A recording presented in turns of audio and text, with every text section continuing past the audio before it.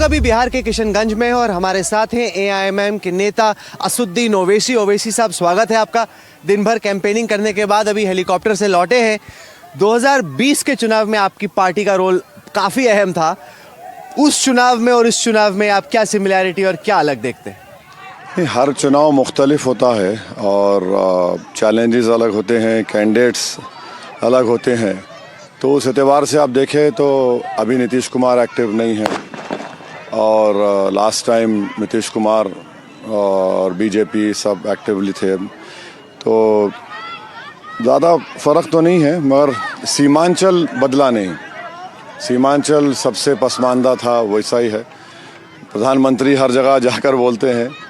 अरारिया में प्रधानमंत्री ने कह दिया कि हमने एम्स बनाया, आईआईटी बनाया, पटना में, दरभंगा में, भागलपुर में, मगर अरारिया में बैठकर सीमांचल की सरजमीन में क्या किया वो नहीं बोल सके। तो उस एतबार से अब देखें तो सीमांचल में कुछ नहीं बदला। नहीं, पर आपकी पार्टी के साथ पिछली दफ़ा ये प्रॉब्लम हुई कि आपके जो विधायक जीत के आए वो छोड़ के चले गए। तो अब जो आपको वोट दे रहे हैं, देखिए तमाम लोग खड़े हैं आपके वेलकम के लिए यहाँ पे, जो आपको वोट दे रहे हैं उनको भी नहीं पता कि भाई ये रहेंगे या मैं कहीं ऐसा तो नहीं कि हम किसी और के लिए वोट दे रहे हैं। आप वाया मीडिया है। नहीं, ये पिछले बार 5 जीते थे तो हुआ ये कि लालू बड़ी कोशिश कर रहे थे। मेरे पास भी पैगाम भेजा, हम बोले पार्टी अगर डिप्टी स्पीकर का इलेक्शन होगा तो अब देखें, हम बोले हम एनडीए के खिलाफ वोट दिए। मगर उनको ये लगता था कि सीमांचल से इंडिपेंडेंट पॉलिटिकल लीडरशिप क्यों उभर रही है, ये नहीं उभरना चाहिए।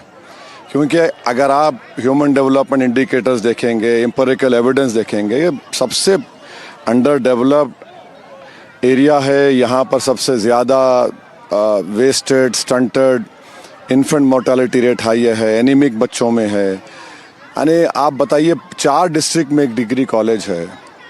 और फिर जब यहाँ की जनता देखती है कि राजगीर और पटना में, बोध गया में जो हो रहा है यहाँ पर नहीं होता, इतना 1 करोड़ के करीब तो नौजवान यहाँ से गायब हो जाता है। आपने मेरे सवाल का जवाब नहीं दिया। नहीं, जो तो है ना कि आपके एमएलए अगर जीते भी कैंडिडेट छोड़ के बाद। अब की बार हम पूरी कोशिश किए हैं कि इंशाल्लाह, उन्होंने पब्लिकली अफर्म भी किया है और उनको ये दिख भी गया कि जो 4 को लिए थे, तेजस्वी खरीद लिए थे, उसमें 3 को टिकट ही नहीं दिए, कहीं का नहीं रखा।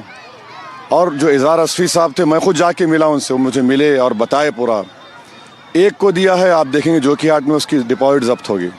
वहाँ से एमआईएम का मुर्शिद जीतेगा इंशाल्लाह। नहीं, बट एक और चैलेंज ये भी तो है, जैसे पिछले इलेक्शन में चर्चा हुई सर कि अगर एआईएमआईएम ने सीमांचल के इलाके में महागठबंधन का खेल नहीं बिगाड़ा होता तो तेजस्वी और आरजेडी का बेटर चांस होता। अगर आप सेक्युलर फोर्सेस की बात करते हैं तो आप तो उन्हीं का काम अभी भी बिगाड़ रहे हैं। पिछली बार हम अभी बोल रहे हैं कि ये बिगाड़ना का जो लफ्ज़ है ये बड़ा फ्यूडल है। एक ज़मींदारी, जागीरदारी की बात होती है। भाई आप ये कहना चाह रहे हैं कि 15 साल एक परिवार का मुख्यमंत्री तो बेटे के लिए भी कर दें। हम ये कह रहे हैं कि जब देखिए, अगर आप 75 साल की बिहार की पॉलिटिक्स देखेंगे तो बीजेपी, कांग्रेस, नीतीश कुमार और लालू परिवार, आपने किया क्या? और खेल बिगाड़ने की बात ये फ्यूडल है। दूसरी बात, हम तो बोले कभी बिठा दो राहुल कंवल के साथ सामने, हमारे को जो बोलते हैं, इल्ज़ाम लगाते हैं, 5 मिनट में भाग जाएंगे। कैसे भागेंगे? कैसे? डेटा है हमारे सामने। नहीं, तो काम तो आपने बिगाड़ा है। काम पर्सपेक्टिव से तो आपने काम बिगाड़ा। देखिए 19 सीट पर हम कुशवाहा साहब के अलायंस में थे, अब कुशवाहा वहाँ पर है। 5 हम जीते, 9 गठबंधन जीता हमारे खिलाफ और हमें इतने वोट मिले लिए कि बीजेपी जीत जाती, और 6 एनडीए जीता। इतने वोट नहीं थे कि वो हार जाते। तो ये सब बकवास है। ये हर समुदाय की लीडरशिप बिहार में है। 17% में 2% निकाल दीजिए अपर कास्ट मुसलमान, 15%। सबसे बड़ा कास्ट तो यही है और उसी की लीडरशिप नहीं होना बोलते आप। यादव 14% है, 36% टिकट देते आप। 3.5% मल्ला है, वो बोलता मैं उप मुख्यमंत्री होऊंगा। बीजेपी का चार्ट आपको दे देते हैं प्रोग्राम के बाद। हर कास्ट को बीजेपी ने देख कर दिया है, अपर कास्ट से लेकर ईबीसी से लेकर, सिवाय मुसलमान के। तो ये क्या है फिर? ये आप जब सामाजिक न्याय की बात करते हैं, सबका साथ, सबका विकास, सबका विश्वास, तो ये तो ना ग्राउंड पे कुछ होता ही नहीं है। नहीं, मैंने ये देखा जैसे जब हम लोग ट्रैवल कर रहे थे कि यहाँ की जो युवा मुसलमान हैं उनको लगता है चलो कोई तो है जो हमारी बात बोलता है। उनको लग रहा है कि चूंकि बाकी लीडर्स जिस भी वजह से मुस्लिम कम्युनिटी की बात नहीं करे, तो आपको लग रहा है कि एक पैन मुस्लिम आइकॉन या पैन मुस्लिम नेता बनने की दिशा में जो आपकी कोशिश थी पिछले कई सालों में, वो अब थोड़ा आगे बढ़ी है? नहीं राहुल कंवल साहब, ये आपका गलत समराइज़ कर रहे हैं, तज्जिया कर रहे हैं। मैं अपनी ज़ात के लिए नहीं कर रहा हूँ, ये कोई पॉलिटिकल पॉइंट स्कोर करने के नहीं कह रहा हूँ मैं।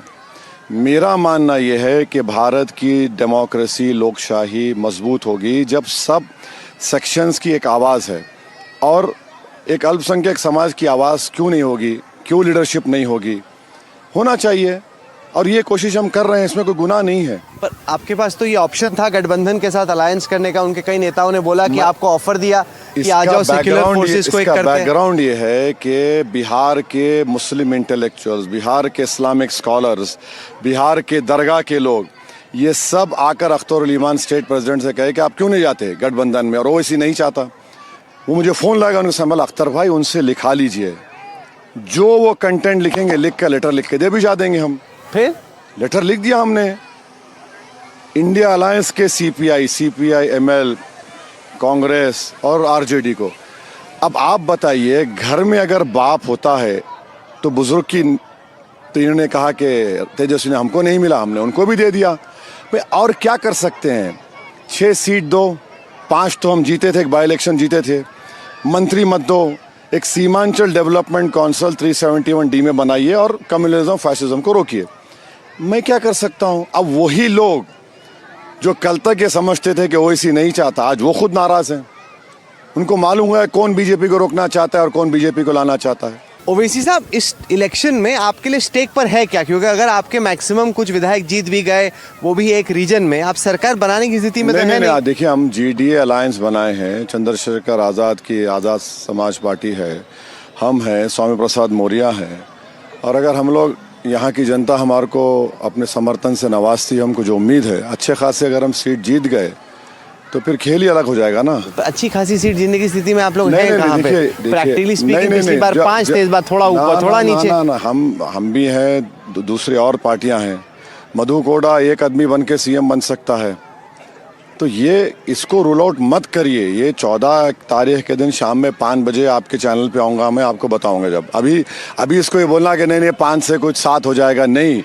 खेल अब 7 का नहीं है, खेल ये है कि कोशिश ये करें कि पटना में इख्तिदार पर आए। ये पूरा कोशिश यही है। बैकडोर एंट्री होगी या नहीं? बैकडोर एंट्री होनी चाहिए, एंट्री होनी चाहिए। आप नाक को ऐसा पकड़िए, ऐसा पकड़िए, वो सवाल उसका नहीं है। जाहिर है कोशिश कर रहे हैं, हमको उम्मीद है कि ऐसा होगा। क्योंकि देखिए, ये जो मिजाज बना दिया गया है ना कि सब हो सकता है, ये नहीं हो सकता। क्यों नहीं हो सकता? हम तो कह रहे हैं कि सीमांचल का बेटा मुख्यमंत्री बनेगा, लोग उसको यकीन। किसको बनाएंगे आप मुख्यमंत्री? अभी तो कौन है बेटा? कोई भी नहीं बोलेगा, बिना कोई नहीं बोल रहा है आपको अभी भी। कोई पार्टी का देखते हैं, अच्छे आदमी को बनाएंगे और मौका मिला तो इंशाल्लाह। चलिए आइए आगे से चलते हैं आगे।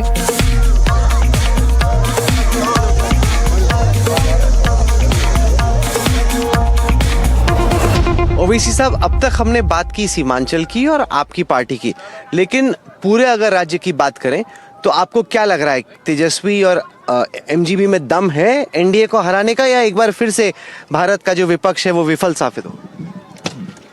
अब ये तो राहुल कंवल साहब, इन लोगों को सोचना चाहिए। देखिए, अगर आप एज ए पॉलिटिकल स्टूडेंट मुझसे पूछेंगे तो 2004 के बाद तो राजद को पावर नहीं मिला।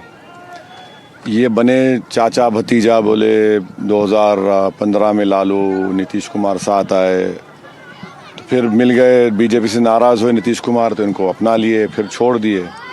तो ये तो उनके लिए एक बहुत बड़ा चैलेंज है, और वो कितना कर पाएंगे नहीं कर पाएंगे ये तो बिहार की जनता तय करेगी।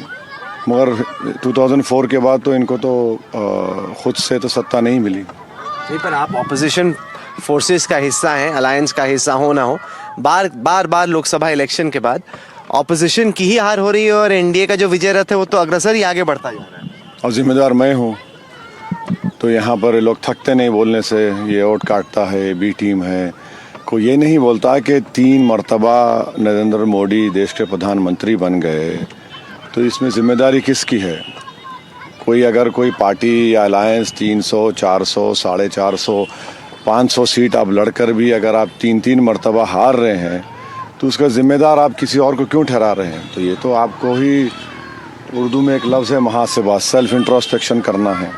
तो अब नहीं मालूम बिहार की जनता क्या फ़ैसला करेगी, ये तो वो बता सकेंगे। और मैं इतना मसरूफ़ हूँ कि मुझे अपनी पार्टी, अपने अलायंस के कैंडिडेट्स की फ़िक्र है, दूसरों की उधर दिमाग जाता ही नहीं। तो नहीं। जब आप जाते हैं कैंपेनिंग करने के लिए इस दफ़ा, तो इस बार के कैंपेन और पिछली बार में आप क्या ज़मीन पे क्या इम्पैक्ट पा रहे हैं, क्या फ़र्क पा रहे हैं? ये बच्चे जो छोटे बच्चे थे ना, ये इतना उनमें मंजलिस का पैगाम नहीं पहुंचा था। अब ये कहीं पर हम चले जाते गांव में, कभी थोड़े दिन पहले बारिश हुई थी तो हम गाड़ी में जो ख़रीब में गए थे, तो वहाँ पर बच्चे 10-12 साल के पतंग छाप और एमआईएम पार्टी का जो प्रोग्राम या मैसेज है वो बहुत ज़्यादा डीपली पेनिट्रेट कर चुका है, स्पेशली सीमांचल के एरिया में। और लोग इस बात को महसूस कर रहे हैं कि हम लोग सबको अपना कर देखें और कुछ हासिल नहीं हुआ उन लोगों को, तो इसलिए। नहीं, पर आपको भी वोट देने से कुछ हासिल होगा नहीं ना, आप सरकार बनाने की स्थिति में तो है नहीं, ये तो प्रैक्टिकल। एक बात सुनिए, सरकार बनाना है, सरकार आप बना रहे हैं तो क्या आपका मुक़द्दर बदल रहा है? आप सरकार बना रहे हैं तो क्या सीमांचल में नदी कटाव का काम हो रहा है, टाटबंद का काम हो रहा है?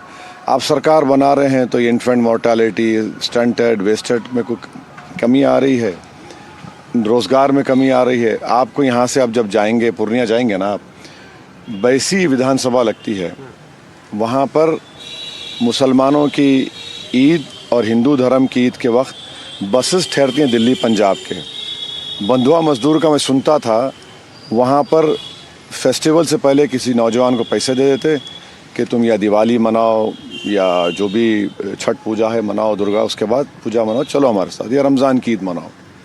बसेस खड़े रह के वहाँ पर करते हैं। सुप्रीम कोर्ट का एक केस है कि छोटे बच्चों को ले जाकर ऑर्गन ट्रांसप्लांटेशन हुआ। तो ये सब चीज़ें हैं, ये लोग देख रहे हैं। तो इससे ये मत कहिए कि क्या होगा। हम ये कह रहे हैं कि सरकार बदलना, अगर बदलने से आपका मुक़द्दर बदलता है तो नहीं हुआ है, वो कुछ नहीं हो रहा है। आप सिर्फ वोट डाल रहे हैं, आप वोट लेने तैयार नहीं हैं। आप वोट लीजिए और आप खुद हालात को अपने कंट्रोल में करके बदला। इस इलेक्शन में एसआईआर का आप क्या ज़मीन पे इम्पैक्ट पाते हैं? क्योंकि जितना मैक्सिमम डिलीशन हुआ है वो 6% एवरेज सीमांचल की सीटों पे हुआ है, ज़्यादा डिलीशन सीमांचल में बाकी रीजन्स के कंपैरिजन में। ज़मीन पे आपने क्या देखा? ज़मीन पे उसकी फ़िक्र है। जो वोटर लिस्ट में जाके हम चिट्स बांटना शुरू किए तो उसमें लोगों में बड़ा परेशानी है। कई लोगों के नाम काटे गए। हर बूथ पे कम से कम 50 से 100 जेन्यून वोटर्स के नाम काटे गए हैं। तो इसका इम्पैक्ट बहुत विजिबल होगा 11 तारीख के दिन, आप देखेंगे। नहीं, पर कोई आया नहीं कंप्लेन करने के लिए। मैं वो चीफ इलेक्शन इलेक्टोरल ऑफिसर जो थे उनसे बात कर रहा था, उन्होंने कहा कोई आया ही नहीं शिकायत करने। हमारे पार्टी प्रेसिडेंट अख्तर अली मान इस केस में एक पार्टी हैं और हमने खुद 900 नाम, सबसे ज़्यादा जितने पटिशनर्स थे, जेन्यून नेम्स हमने दिए, जो है यहाँ पर, जो जिंदा भी हैं, शिफ्टेड नहीं हो, डबल एंट्री नहीं हुए, क्योंकि इतना कम टाइम था। राहुल कंवल साहब, ये पूरा 95% रूरल एरियाज़ है और ये ह्यूमनली पॉसिबल नहीं है कि उतने कम टाइम में आप उस पंचायत में जाए। एक पंचायत में 12 से 13 वार्ड होते, इतने कहाँ जा सकेंगे हम? तो हमने एक कॉन्स्टिट्यूंसी को चूज़ किया हमारे स्टेट प्रेसिडेंट की, वहाँ पर तो ये निकला कम टाइम में। तो यकीनन इसका इम्पैक्ट है और इसका विजिबल इम्पैक्ट नज़र आएगा पोलिंग के दिन, आप देखेंगे। नहीं, पर अगर बहुत ज़्यादा लोग होते जिनका वोट का अधिकार कटता तो वो आते ना, शिकायत करते, सोशल पे बाइट डालते, डिजिटल पे कुछ करते, मीडिया के सामने। नहीं, मैं समझ रहा हूँ आपका क्वेश्चन बड़ा फेयर है। मगर जब 1 करोड़ नौजवान पलायन कर चुका है सीमांचल का, जो यहाँ पर रहता ही नहीं है, और पूरा घर बार का इंतज़ाम एक महिला के हाथ में है, ज़ईफ़ बुज़ुर्ग लोगों के हाथ में, और बच्चे हैं, तो आप उतना पार्टिसिपेशन कैसा देख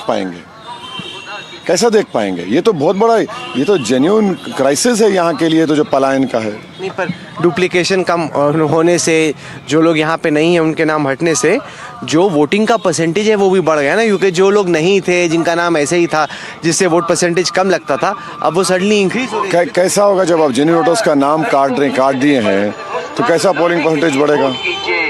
अब जितने लोग आ रहे हैं, भारत के कोने कोने से आ रहे हैं, ट्रेन से आ रहे हैं, बसेस से आ रहे हैं, अब वो लोग क्या करेंगे?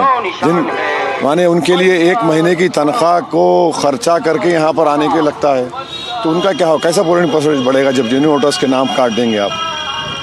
तो ये तो प्रॉब्लम है। आप भी बाहर से आए हैं, कोशिश कर रहे हैं, हैदराबाद की पॉलिटिक्स और सीमांचल की पॉलिटिक्स में क्या फ़र्क है? बहुत फ़र्क है। क्या फ़र्क? वो अर्बन एरिया है कम्प्लीटली, ये कम्प्लीटली रूरल एरिया है। वहाँ पर आप 1-2 दिन के 3 दिन के कैंपेन में कम से कम एक विधानसभा का 50% एरिया कवर कर सकते हैं, 40%। यहाँ पर तो आपको तो एक कोना है, दो, यानी बहुत ही अलग चैलेंज है, बड़ा ही। आप भी तो अंग्रेजी बोलने वाले बैरिस्टर हैं, आप भी मतलब शहर के लिए बेटर है या गांव के लिए ठीक है? नहीं, मेरा मानना यह है कि पॉलिटिशियन वो कामयाब है जो हालात को में हम हो जाए, यानी उसमें मिल जाए, और जितना जल्दी आप एडजस्ट करके, जितना जल्दी आप उस रियलिटी को समझते हैं कि भाई ये आपकी जगह नहीं है, यहाँ पर ये चैलेंजेस हैं, यहाँ पर इस तरह आपको बात करना है, यहाँ पर इस तरह ये चीज़ें हैं, तो आप कुछ कर सकते हैं। वरना अगर आप वही कंफर्ट जोन में रहेंगे तो फिर नहीं हो सकता। ओवैसी साहब, बीजेपी के वरिष्ठ नेता गिरिराज सिंह कहते हैं कि भाई जो भी आ रहा है वोट देने के लिए ईसी को चेक करना चाहिए अगर वो बुर्का पहना हुआ है कि कौन आ रहा है वोट देने के लिए। गिरिराज सिंह बीजेपी की नफरत की तर्जुमानी करते हैं, स्पोक्स पर्सन है। उन्होंने पहले बिहार के मुसलमानों को नमक हराम कह दिया और ऐसा बता रहे हैं कि अपने जेब से पैसे दे रहे हैं। दूसरा, फिर ये जो कह रहे हैं बुर्का का, ये तो इलेक्शन कमीशन जो हैंडबुक देता है रिटर्निंग ऑफिसर को, उसमें बाबत एक अलग सेक्शन है, इसमें बुर्का, हिजाब, सर पे पल्लो पहन के आती है, उनको इस तरह से उनका आइडेंटिफाई करना लिखा हुआ है, तो इनको याद दिलाने की क्या ज़रूरत है। और ये जो एक समुदाय के खिलाफ कह रहे हैं ना, वो बीजेपी के लिए काउंटर प्रोडक्टिव होगा। वो क्यों काउंटर प्रोडक्टिव कैसे क्योंकि होगा? आप नफरत, मुस्लिम वोट स्प्लिट हो जाए तो बीजेपी को तो फायदा ही है। स्प्लिट का नहीं है ना, वो तो जनता में ये बात आ गई कि आप तो हिजाब के खिलाफ हैं, आप तो बुर्खे के खिलाफ हैं।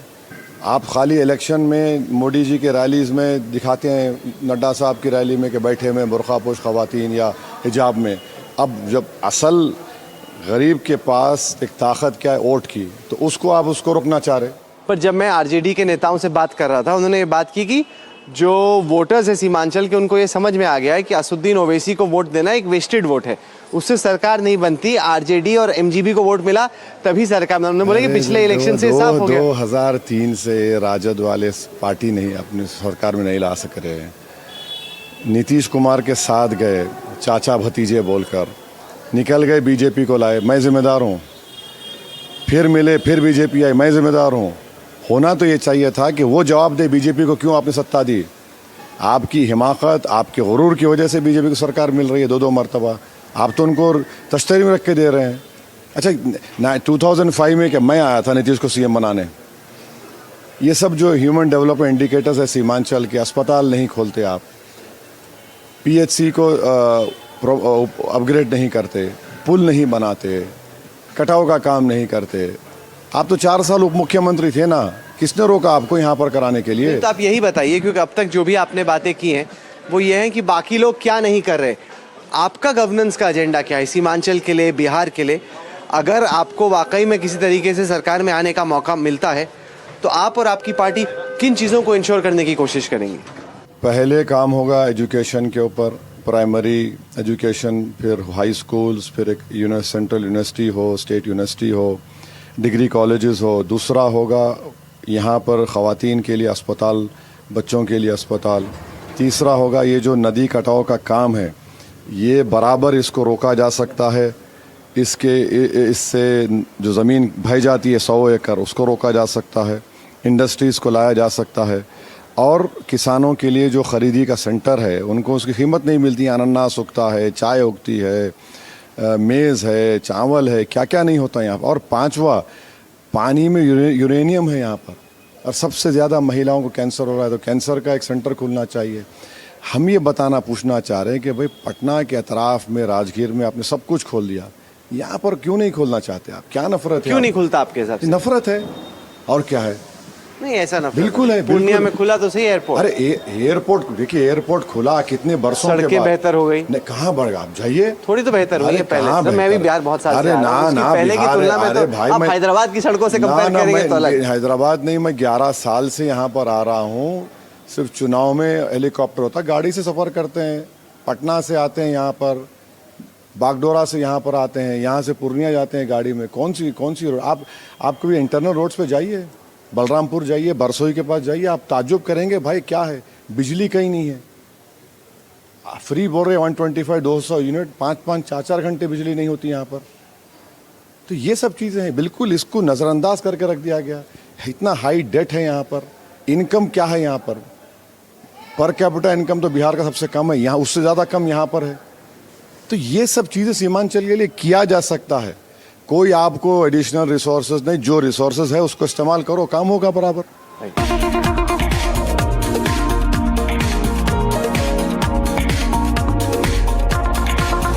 ओवैसी साहब, अगर किसी तरह से हंग स्थिति बनती है 14 नवंबर को, तो आप गठबंधन के साथ अलायंस करने को तैयार रहेंगे?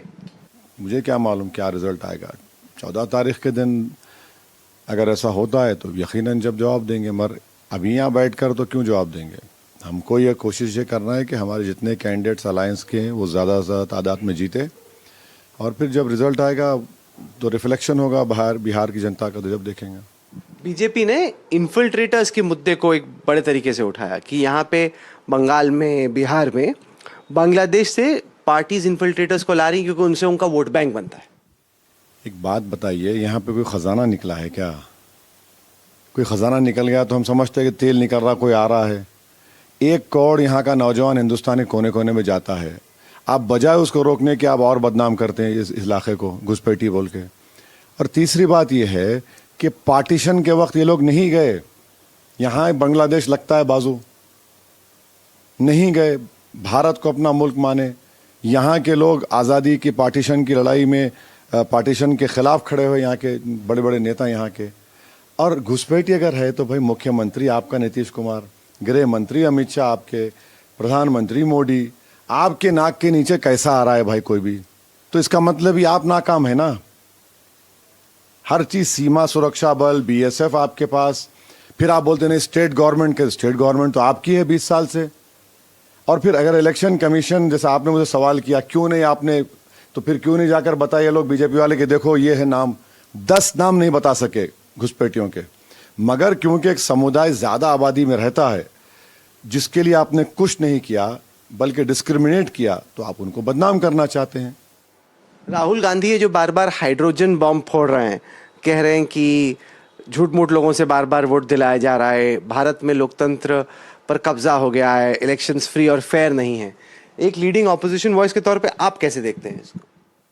नहीं देखिए, हम जो काम करते हैं ना, हमारे पार्टी में बाज़ाब्ता एक इलेक्शन सेल है जिस पर हम लोग काफ़ी, उस पर एक्सपेंसेस हमारे होते हैं, और वोटर लिस्ट जब आती है हम लोग चेक करते हैं, और चेक करते हैं अक्टूबर में आती है उसको चेक करते हैं, फिर एक नाम इंक्लूजन होता है जनवरी में आती, फिर उसको चेक करते हैं, फिर एक वोटर लिस्ट आती है चुनाव के वक्त, तो विड्रॉल से पहले फिर नाम डाल सकते हैं आप।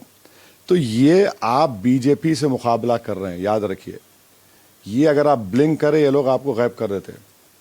तो 2009 में भी ऐसा ही हुआ था, एक हमारे पार्लियामेंट और असेंबली के इलेक्शन आए थे, तो हमने क्या किया, एक पर्टिकुलर असेंबली कॉन्स्टिट्यूंसी में अचानक जब विड्रॉल डेट के बाद वोटर लिस्ट आई, हमने देखा कि एक नाम बढ़ गए उसमें अचानक, और हम नाम देखे तो पूरे बीजेपी के थे।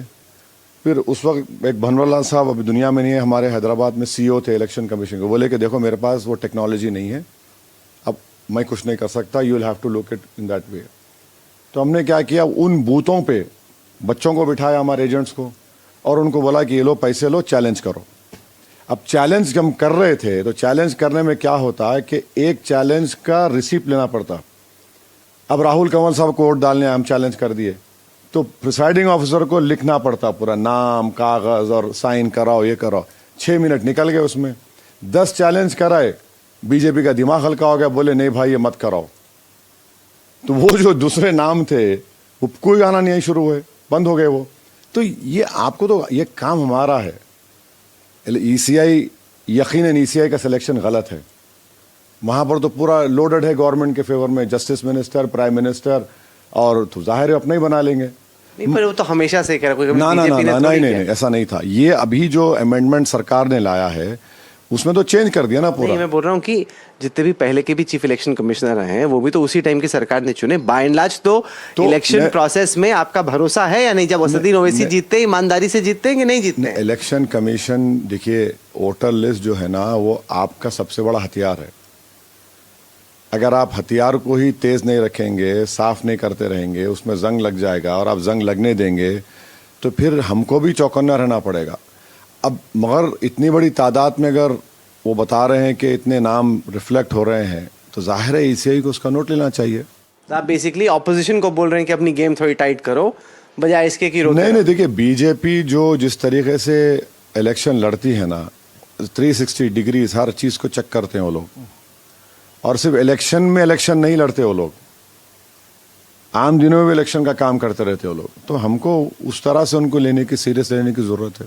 इस इलेक्शन में मैं देख रहा हूँ कि आपका और तेजस्वी की बड़ी नोकझोंक चल रही है। वो आपको एक्सट्रीमिस्ट कह रहे हैं, काफी अटैक कर रहे हैं। ऐसा लगता है कि ओवैसी साहब का बहुत हद तक तो कैंपेन एमजीबी के ही खिलाफ। नहीं, अब आप मेरे को एक्सट्रीमिस्ट बोल रहे हैं, किस बुनियाद पे बोल रहे हैं भाई?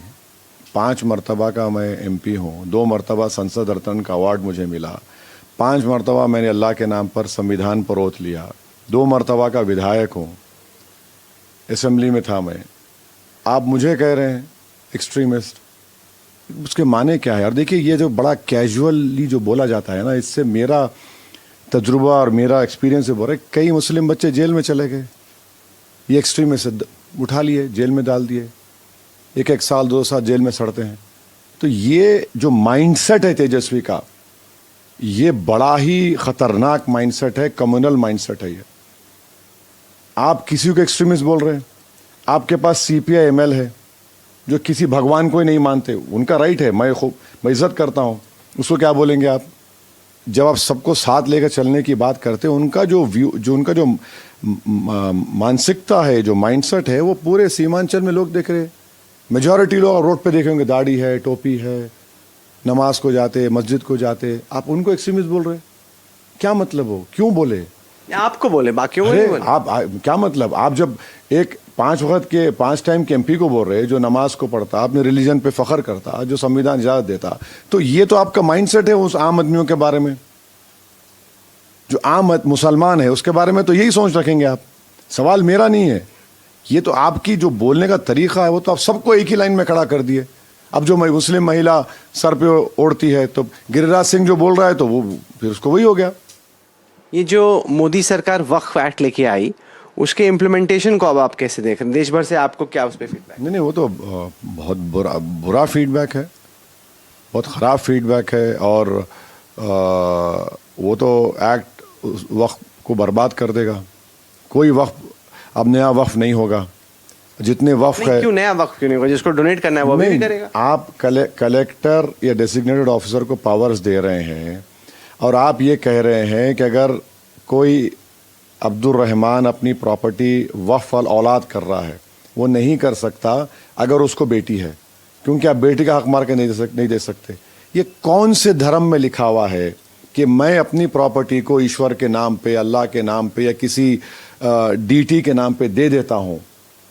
उसमें औलाद कहाँ जाती है? मेरी प्रॉपर्टी है भाई, मगर आप लगा दिए तुग्गा, ये वक्फ वाल औलाद नहीं होगा।